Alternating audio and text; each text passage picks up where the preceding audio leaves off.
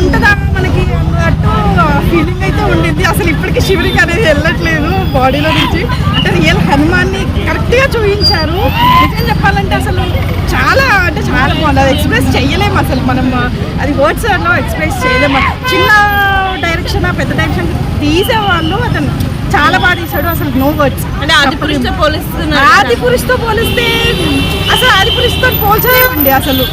అది ఆదిపురుషు అతను ఏం చేసి తీసాడో అది పై మిస్టేక్ తీసాడో అలా ఏమో చెప్పలేము. కానీ ఈ డైరెక్షన్లో మాత్రం చిన్న డైరెక్షన్ అయినా సరే చాలా అంటే చాలా బాగా తీశారు. నిజం చెప్పాలంటే నిజంగా దేవుడు ఇలా ఉంటారా అనేది అదైతే అసలు పోవట్లేదు మాకు.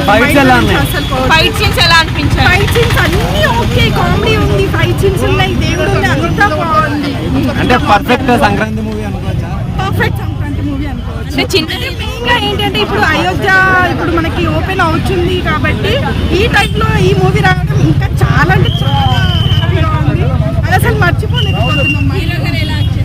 హీరో కూడా పర్ఫెక్ట్ గా ఉన్నారు, అంతా బాగుంది. సిస్టర్ సెంటిమెంట్ ఎలా సిస్టర్స్ నిజంగా నిజంగా అక్క తమ్ముడు లాగా అనిపించారు. చాలా అంటే చాలా బాగుంది.